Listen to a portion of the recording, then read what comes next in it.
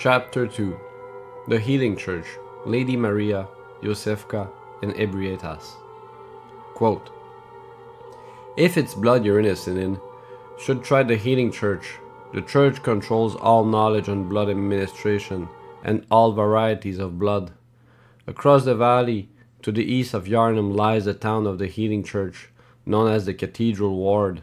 And deep within the Cathedral Ward is the old Grand Cathedral, the birthplace of the Healing Church's special blood, or so they say. Yarnumites don't share much with outsiders. Normally they wouldn't let you near this place, but the hunt is on tonight. This might be your chance. Gilbert. Unquote. It's the first concrete objective the PC hunter can make for themselves. Get to the Healing Church and look for the answer. The Healing Church is the institution that, while it doesn't technically rule over Yarnum, serves as the city's anchor and structure. It is from the Healing Church that the art of blood ministration, the art that Yarnum would become famous for, was first brought. With the use of the Healing Church's special blood, they were able to cure any disease, forming a religion devoted to the worship of gods and blood. When tales of the curative properties of Yarnum blood spread, those suffering from incurable diseases often traveled to Yarnum in order to seek out their last chance at salvation. The PC hunter was one such individual, according to promotional information leading up to the release of Bloodborne. In search of blood that can cure any disease, the PC travels to Yarnum. But what is the Healing Church? Where does it come from? And most importantly, what is the secret behind their special blood?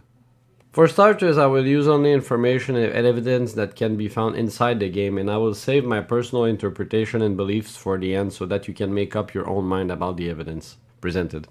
The first saint member of Healing Church the PC hunter encounters is Alfred the Executioner. From Alfred, the hunter learns more about the roots of the Healing Church. Quote, the Healing Church is a foundation of blood healing. Well, I'm simple hunter, quite unfamiliar with the ins and outs of the institution, but I have heard that the holy medium of blood healing is venerated in the main cathedral, and that councillors of the old church reside in high stateroom of the cathedral ward. The tomb of the gods, carved out below Yarnum, should be familiar to every hunter. Well, once a group of young Bergenward scholars discovered a holy medium deep within the tomb. This led to the founding of the Healing Church and the establishment of blood healing. Unquote. The short story is that a group of scholars in Bergenward discovered blood of incredible power in the tombs underneath. Specifically, they discovered old blood. The old blood and knowledge of the great ones that existed led to a revolution in the college's theory and experiments. But Master William, head of Bergenward College, disagreed with the idea of using the old blood of the great ones to advance humanity. Fear the old blood, Master William to Lawrence. This led to Bergenward's schism, in which a group of scholars led by Lawrence left Bergenward and founded the Healing Church. There are 4 individuals whom we know were founders of the church, though there may very well have been unnamed others: Lawrence, German, Mikolash, and Maria. Lawrence became the first vicar, founding a new religion and promising a cure to any disease through the use of his miraculous blood ministration. A note found in the Grand Cathedral reads, quote, "Heir to the ritual of blood, purveyor of ministration, place your hand on the altar's sacred covering and inscribe Master Lawrence's adage upon your flesh." Unquote. Lawrence and his blood ministration brought a new era into Yarnum, a culture of blood worship spreading through the population. But with the tainted blood of the great ones flowing through human veins, the scourge of the beast came to Yarnum. Those who had been ministrated by the old blood were susceptible to coming under the effects of the scourge. In response to this, German, one of the men who had sided with Lawrence in the Bergenward schism, founded the workshop. Located in a hidden area in the upper cathedral ward, the workshop was a place of training of elite warriors dispatched by the church to hunt the beasts and prevent panic from spreading through the population. The hunter attire reads, quote, "One of the standard articles of hunter attire fashioned at the workshop, a fine piece of hunter's attire that provides stable defense to anyone facing Yarnum's beastly threat, allows one to stalk beasts unannounced by cover of night." Unquote.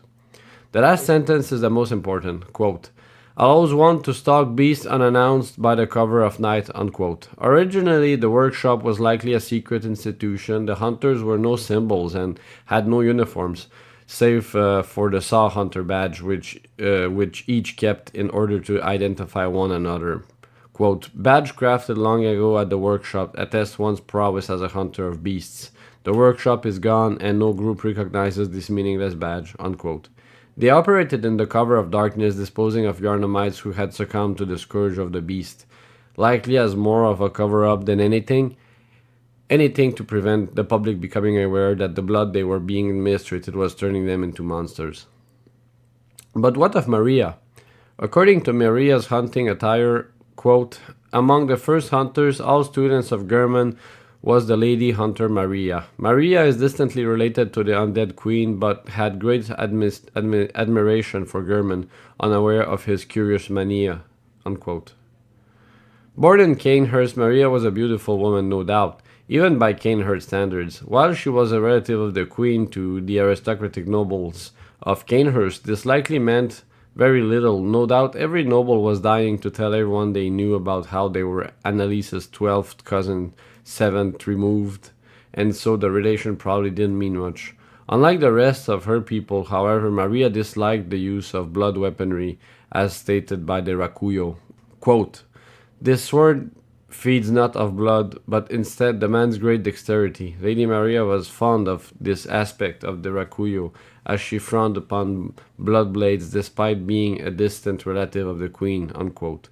However, after the events that took place at the fishing hamlet, Maria could no longer bear to wield a weapon as she and German retrieved the orphan for Bergenworth. Maria threw Rakuyo in the hamlet's well. One day she abandoned her beloved Rakuyo, casting it into a dark well when she could stomach no longer. We as players first hear of Lady Maria from the patients in the Nightmare Research Hall. They call out to her and speak of her with genuine admiration and even love. They ask her to hold their hand or to help them, to care for them. Quote, key to the balcony on the first floor of the research hall. Lady Maria of the Astral Clock Tower gave this to the patient, Adeline. Maria had hoped Adeline would find comfort in the faint breeze that carried the scent of flowers from the outside, but Adeline couldn't fathom her intentions, unquote, balcony key. It seems that Maria genuinely cared for the patients of the church's experiments as they went out of her way to try and make Adeline more comfortable in her suffering. While the experiments themselves were gruesome, there is no evidence that there was any malicious intent toward the patients themselves. Though it might be their madness, the patients all seemed to there willingly, even apologizing for having been failures in the experimentation. But eventually Maria died. Her passing marks the end of an era, the beginning of the transition from the old church and the old hunters into the new ones. The ones that we find ourselves engaged in the present. But how did Maria die? When we meet her, she is noticeably dead, at least as dead as consciousness can be. The evidence seems to point towards a slit throat, as the blood on her blue blouse has traveled down from her neck. In addition, during her boss fight, she visibly stabs herself in the throat in order to initiate the second phase of the battle. This seems to point toward Maria's death as an act of suicide, slitting her own throat. But let us pause for a moment to remember the individual other than German and Maria who left with Lawrence, Mikolash. There is very little information on Mikolash and on the School of Menzies, which was no doubt founded to continue the work at Bergenworth. Mikolash founded this institution in a city hidden by the church, Yahagul. From here, Mikolash could research up in secret while supposedly reporting to Lawrence. The Upper Cathedral Ward key states, quote, the upper echelons of Healing Church are formed by the School of Menzies, based in the Unseen Village, and the core occupying the Upper Cathedral Ward, unquote. The School of Menzies was likely there first as its research more closely resembles Bergenworth, and its practice of researching in secrecy matches the Healing Church's early strategy of working for the most part behind the scenes. Everything changed with the old Yarnam. Ashen blood was a horrible epidemic that spread like wildfire. Naturally, in order to cure the disease, blood administration was used in excess on each and every one of the victims. This would lead to the scourge as referenced by the antidote tablets. Quote, small medicinal tablets that counteract poison used to treat ashen blood, the baffling sickness that ravaged old Yarnum long ago. These tablets only provided short-term relief. The ashen blood ailment eventually triggered the spread of the beastly scourge. Unquote. After Old Yarnum, the scourge could no longer be kept a secret. The workshop was disbanded and replaced with a new group that would become the Healing Church Hunters. Led by the hunter Ludwig, the workshop was no longer necessary and was sealed away. It is likely at this time that the Healing Church took more control over Yarnum, the church effectively acting as the governing body of the city, with the church firmly seated in power as the saviors who had brought blood ministration to Yarnum. The core was formed in the upper reaches of the city. By now, the Healing Church was being run not by Lawrence and German, but by the generations who came after them. The core ruled over the church, while Ludwig's hunter formed the new ranks of the church's police force. The school of Menzies remained, but likely further and further apart from the church over time. Likely dissatisfied with the progress of research and had been made since the church split from Bergenworth, the core began to research the blood of the great ones. The core garb states, quote, members of the core are both the highest-ranking clerics of the Healing Church and scholars who continue the work that began at Bergenworth, unquote. It is uncertain exactly how much of the church's religion was merely used as a figurehead. It's not clear if the core truly believed that the great ones were gods or if they simply used that as a way to legitimize their research. They certainly acknowledged that the great ones, if not gods, were certainly godlike. The level of detail devoted to the sacred symbols and carvings in the church can only display a veneration of the great ones as superior beings, specifically the formless great one, Oeden. To get closer look at the core's motivation and research, let's take a moment to analyze Dr. Iosefka, a character whom the PC hunter encounters very early on in the story. Bloodburn begins with the PC hunter awakening in the first floor of Dr. Iosefka's clinic after receiving their very first blood ministration. Iosefka is the first NPC that the hunter can encounter in Bloodborne. After the hunter dies to the wolf beast and is sent to the hunter's dream, returning with weaponry marking them a hunter, if the player travels back up the stairs towards the clinic, they will encounter the door locked and barred. Through a crack in the door, we see a woman dressed in white, with whom we can speak. Quote, are you out on the hunt?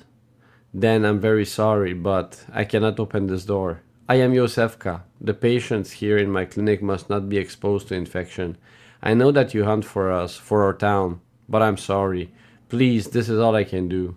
Unquote.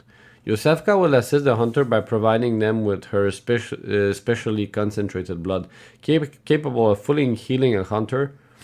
Quote, the product of a slow and careful refinement. This process, this rare blood vial appears to be a clinic original. Unquote.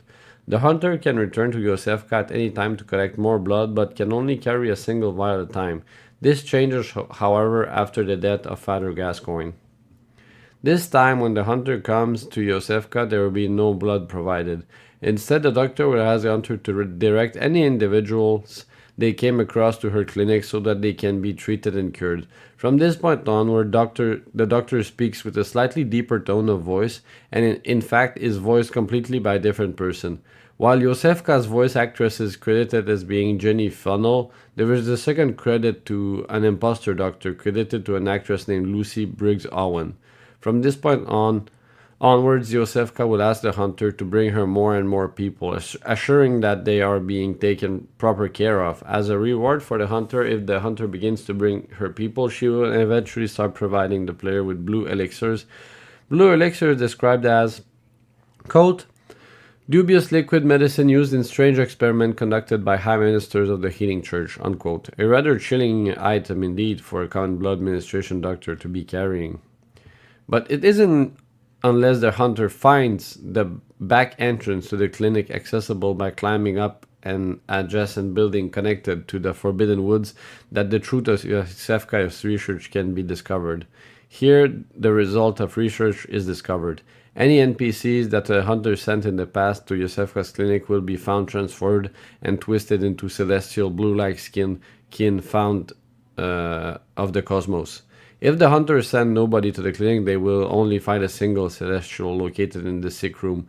Upon its death, it drops one of the Iosefka blood vial, possibly that was being saved for the hunter upon the player's return. These are presumably the remains of the true Iosefka, whom the player meets at the beginning of the game. As the hunter travels upstairs toward the top of the clinic, one of two events will take place. If the hunter goes to the top of the clinic before the blood moon has risen, the impostor Iosefka will attack the hunter. She wields a threaded cane and a repeating pistol, and if her health is low enough, would even attack the hunter with a call beyond, the ultimate weapon of the Healing Church. Quote, one of the secret rites of the core. Long ago the Healing Church used phantasms to reach the lofty planes of the darkness, but failed to make contact with the outer reaches of the cosmos. The rite failed to achieve its intended purpose, but instead created a small exploding star, now a powerful part of the core's arsenal. At times, failure is the mother of invention, unquote. The false Iosefka is one of the 4 NPCs who wield the call beyond, the other 3 being Mikolaj, the Forgotten Madman, and Yuri, the core member found in the Bergenworth mansion. We can infer from the revelation that the false Iosefka is a member of the core. Relocating from the Upper Cathedral Ward to Iosefka's clinic in order to continue her research, possibly because of the fact that due to the spread of the Scourge of Beasts, the Cathedral Ward is no longer a safe place to operate. Upon killing false Iosefka, she will drop a powerful Oeden Rite rune. Interestingly enough, the hunter can locate the weaker version of the Oeden Rite rune by killing Adela the Nun, or by looting it off the celestial she becomes if the hunter sent her to Iosefka's clinic. This connection only reinforces the false Iosefka's affiliation with the church and that she held a rank of higher importance than a nun. But this only one of 2 possible events that can occur in Iosefka's clinic. If the hunter goes to the top of the clinic after the blood moon has risen, they will find her on all 4s, perched on one of the operating tables. Quote, God, I'm nauseous. Have you ever felt this? It's progressing. I can see things. I knew it. I'm different. I'm no beast I. Oh God, it feels awful. But it proves that I'm chosen, don't you see? How they write right inside my head. It's rather rapturous, unquote. With enough time to conclude her research, Iosefka had begun her ascension. Killing her can drop what I believe is the orphan's umbilical cord, which was recovered by the core. But what was this research? What did the core do? How did they do it? This brings us the final topic of our current analysis, Ebrietas, daughter of the cosmos. Ebrietas is found in the depths of the orphanage, describing as, quote, key to the orphanage birthplace of the core, the orphanage shadowed by the Grand Cathedral was a place of scholarship and experimentation where young orphans became potent unseen thinkers for the Healing Church. The core that would later split the Healing Church was a creation of the orphanage, unquote. We have established previously that there was originally the School of Menses, which performed research for the church in the secrecy of Yahagul. However, with the growth of the church's power after the cleansing of Old Yarnum, there was no longer a need to secrecy, and new effort was put forward into spreading the old blood. It would be the core who would fulfill this need, with the orphanage as their laboratory. Note that the orphanage is located directly behind the Grand Cathedral. We can recall Gilbert mentioning that deep within the cathedral ward is the old Grand Cathedral, the birthplace of the Healing Church's special blood. But the cathedral is not the source of the blood. While it's provided to the public from the Grand Cathedral, it actually originates from the orphanage, from Ebrietas and the Celestials. Ebrietas is the left-behind Great One, whatever that means, and communed and worked with the Healing Church in their research. We find multiple references to this. Quote, one of the secret rites of core high-ranking members of the Healing Church used phantasms, the invertebrated known to be ogres of the Great Ones, to partially summon abandoned Ebrietas, one of the few rites that allows one to directly utilize the power of the Great Ones, and evidence that the core had approached the Eldritch Truth, unquote, ogre of Ebrietas. Quote, great chalices unlock deeper reaches of the labyrinth. The great Is chalice became the cornerstone of the core, the elite delegations of the Healing Church. It was also the first great chalice brought back to the surface since the first time of Bergenworth, and allowed the core to have audience with Ebrietas, unquote, great Is chalice.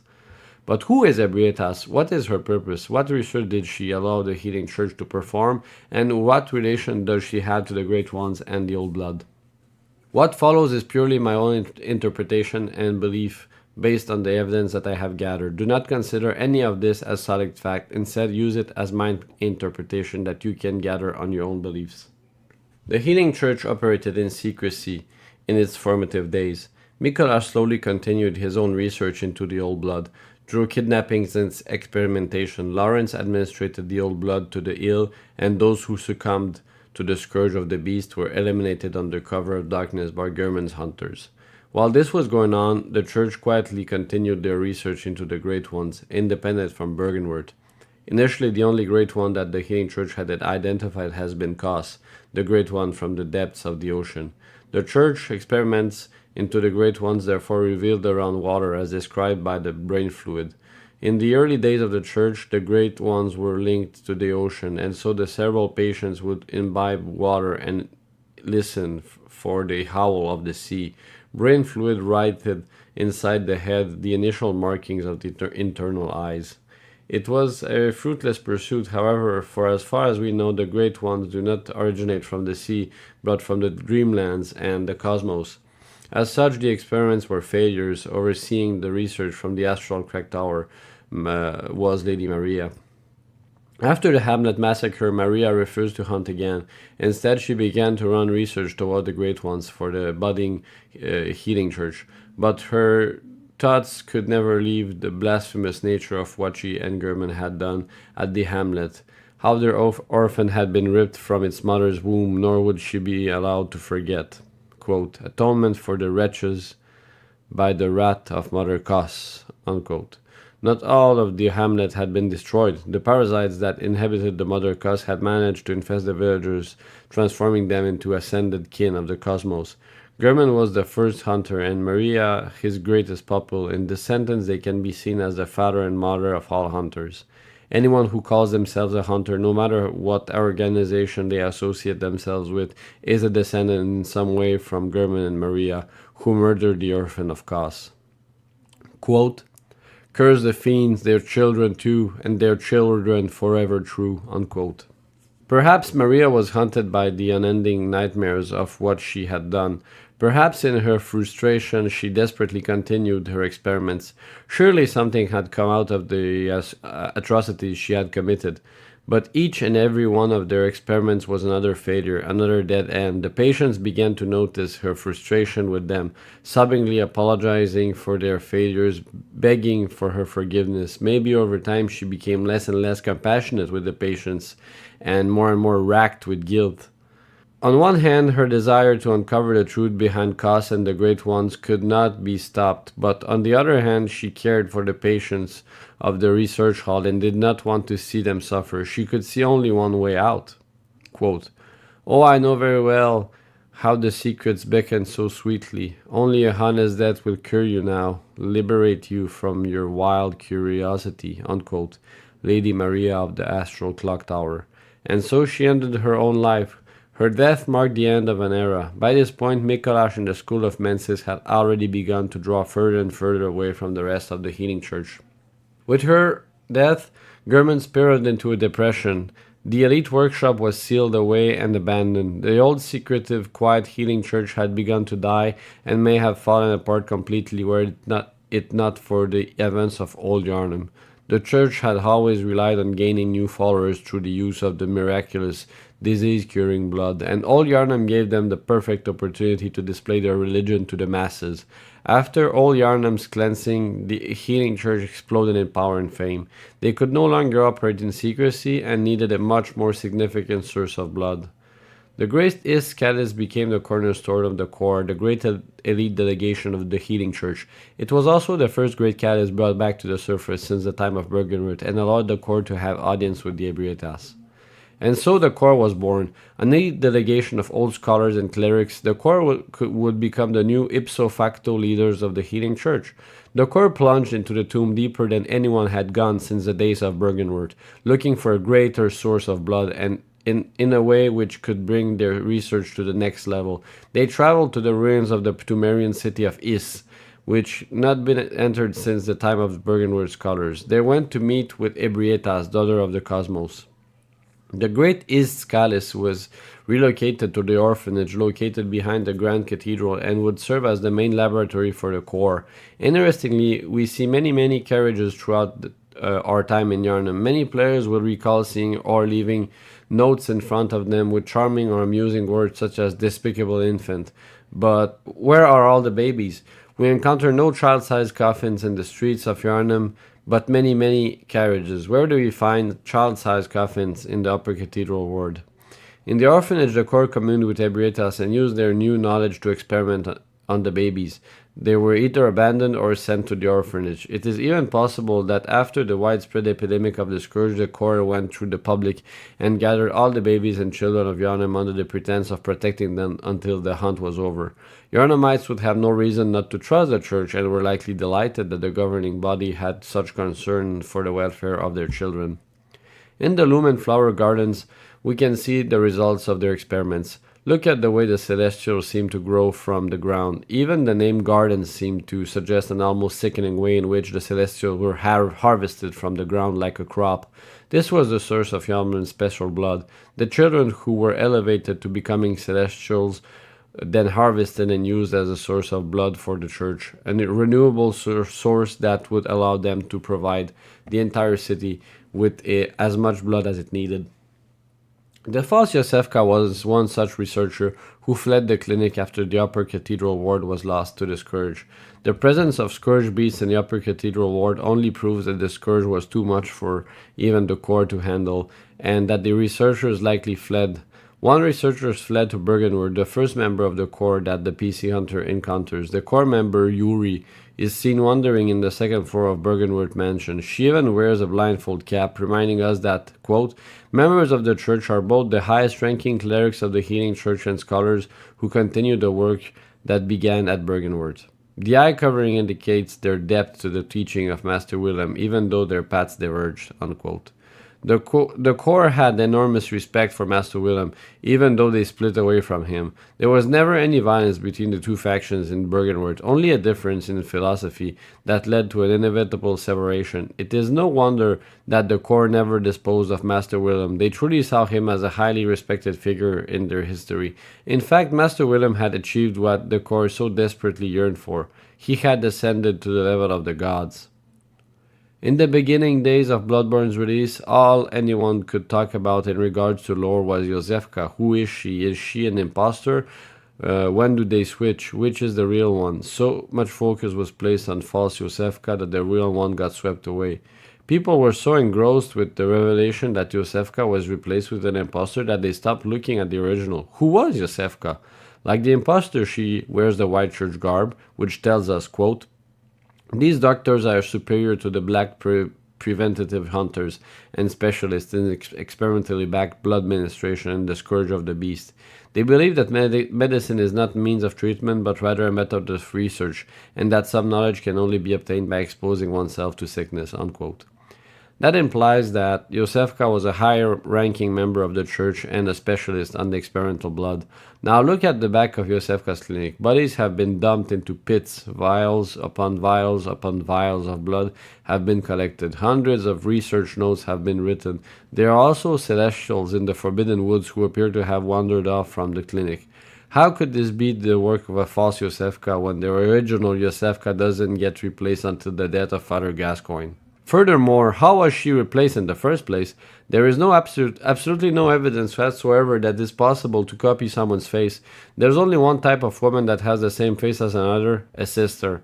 In the back of Iosefka's clinic, we find a half-transformed celestial dead on an operating table. Iosefka isn't some innocent doctor. She's the one who invented the process in the first place. This explains why one of the Iosefka blood vials can be found in Nightmare of Mensis. As the School of Mensis and the Corps shared their research. It's possible that Iosefka's blood vial is itself the key to the celestial transformation, a clinic original. Who knows what might have happened had we consumed enough of it. When the false Iosefka fled to the clinic, she brought with her an artifact the Corps had previously recovered from Bergenworth, the Orphan's Cord of the Eye. The false Iosefka sought to ascend just as Master Wilhelm bade, by lining her brain with eyes the manner he had done so many years ago. Quote, how they writhe right inside my head, it's rather rapturous, unquote. She isn't pregnant at all, but instead she runs out of time to continue her experimentation. In her last-ditch effort, she imbibes Willem's cord, but it doesn't work, as evidenced by the fact that she bleeds a dark red. Quote, seek pale blood to transcend the hunt, unquote. The first note that the player receives. Many players have noticed that there are certain enemies which bleed not red, but clear and almost pale colored blood. However, this is not specific pale blood. If there indeed was pale blood of the Great Ones, there would be a few figures who would believe to bleed pale, but in fact bleed a dark red themselves. Amygdala, the Orphan, the Wet Nurse, and the Moon Presence. There are, however, certain figures which bleed with what I call serum, celestial, brainsuckers, Master Willem's Rom, and Ebrietas. Rom, an ascended mortal, does bleed red if the hunter attacks her stomach, as does her spiderkin. But if the hunter attacks the eyes and heads of Rom or her progeny, they bleed the serum of the kin. Serum is not blood of the Great Ones, but rather blood of the kin of the cosmos, those who were once mortal but ascended to become kin of the Great Ones. Notice how Ebrietas is mentioned as being the daughter of the cosmos, but this doesn't follow, as every Great One loses its child. Instead, the Great Ones yearn for surrogates.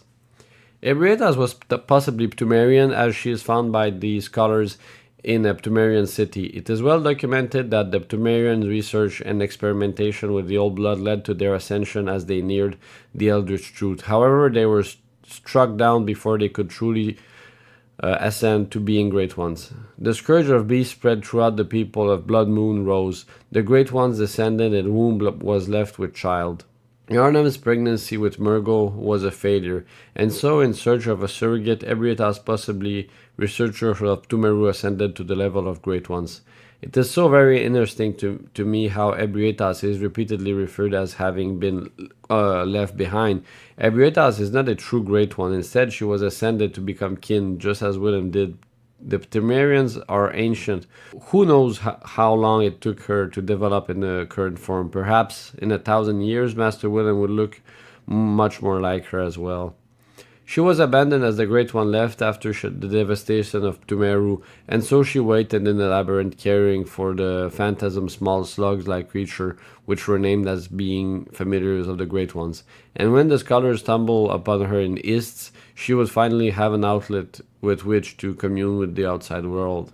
Willem and the scholars met with Ebrietas, and through her they began their research of the old blood, the tainted blood of Ebrietas, surrogate child of Cosmos. It was through Ebrietas' tainted blood that the tragedy struck Pthumeru would be doomed to repeat itself in the city of Yarnam. Ebrietas seems to get her name from the Ebrietas butterfly, a species of butterfly found in South America, which matches, although admittedly distorted, form of Ebrietas, as having an almost butterfly-like appearance. When we meet her, she is found in front of a corpse of a vacuous spider. Remember that even though something may die in the waking world, its consciousness can continue to survive in the dreamlands. Ebrietas had lost her daughter Ram. It's a tragedy, really. Every Great One loses its child, but there are many surrogates to be found in baby carriages of Yarnam.